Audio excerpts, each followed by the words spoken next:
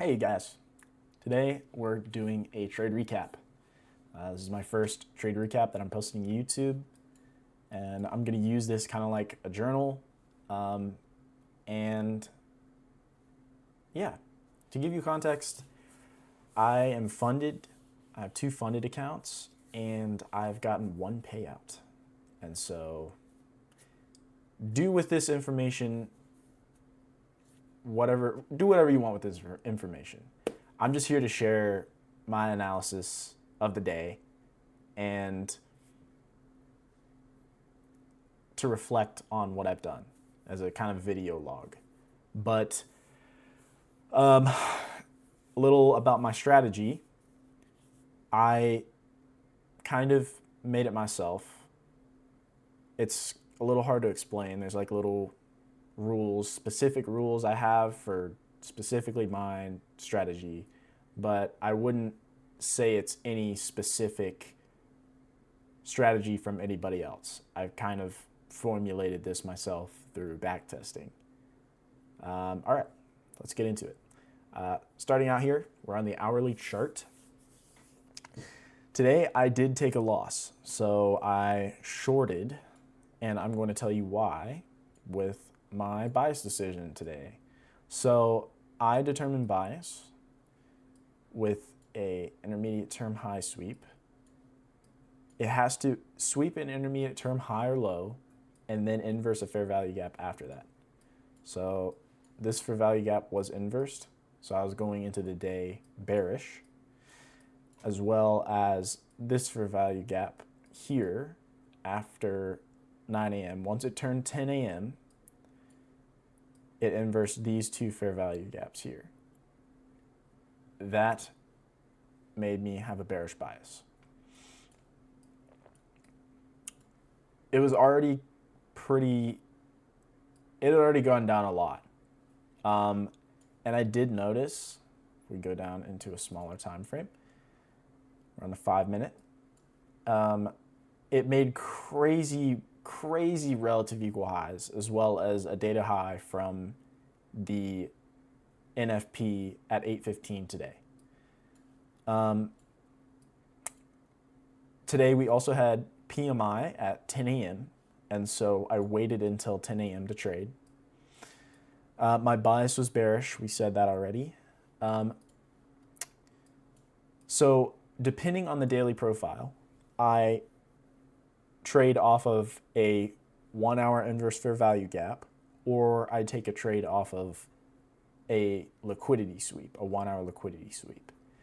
And I do that based off of the daily profiles, whether London sweeps or if London high is swept. Pretty much if any of the session's liquidity is swept, I'd typically use an inverse fair value gap as support, because by the time New York session comes around, we're already mid-expansion and we're just in a retrace. We're just in a retracement. And if it doesn't happen, then I wait for a 1 hour liquidity sweep. So in this case, before New York session, it swept to London high, and did end up making relative equal highs. I was a little hesitant because of this, and it ended up running to it. But now down at the 5 minute, we can get a better look at what the day's price action was. It made a huge run, which I was also hesitant about. But here we go. Here's my trade. So after 10 a.m., we went up, and since we were trading off of support from an inverse fair value gap, I took this trade. Now, it's not a 1 minute model. It's not a 1 minute 2022 model. The 1 minute was this market structure shift. So my entry pattern is a 2022 model. Pretty basic. Market structure shift, fair value gap. So I waited. 2 minute. Went up to the 2 minute. And we did have a 2 minute market structure shift here. So here, this fair value gap here, that there. And I took it. I actually ended up market entering off of that because it had already retraced up into this fair value gap. And it failed. And the bias ended up being wrong today. So it was a bullish bias instead of bearish bias. But that's okay. It happens. I could have avoided this because the giant bearish run already happened and we had relative equal highs above. But the way I'm doing my strategy is very robotic.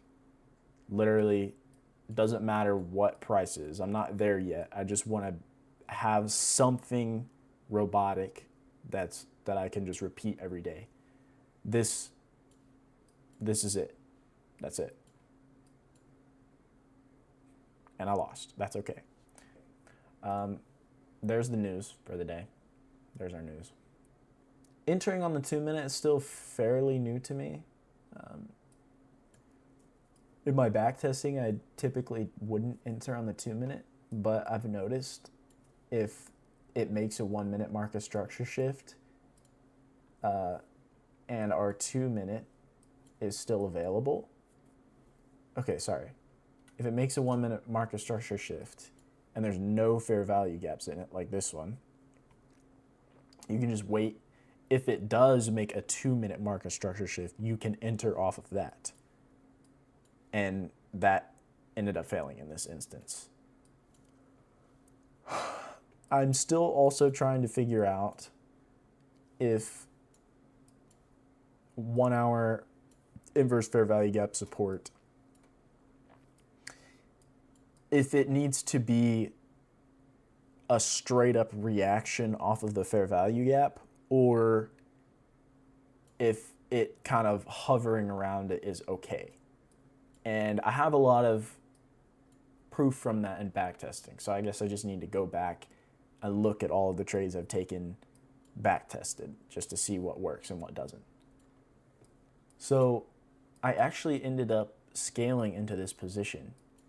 I initially risked like 215, and I ended up adding more when it was in drawdown. So it was like 275-ish. And the reason why I did that was because I wanted to get it closer to 250 because that's what I risk. And when you're risking micros, if you have a larger stop loss, like you can't really get the exact number you want, especially if you're risking a smaller amount. So sometimes when my stop loss is like 300 something, like, and I risk one contract, it's like $170 or like 150, something small. And then the other option's like over 300 for 2 contracts. And so it's really finicky in that sense, especially when you're risking a small amount. And so I scaled into it and I lost. So I lost a little more than I was supposed to, but that's okay because I still took this trade and followed my strategy, and that's what matters. Hope you enjoyed this video. I'll be doing more of these daily trade recaps.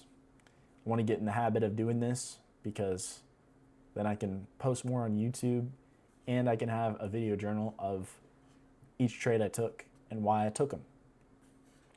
Yeah.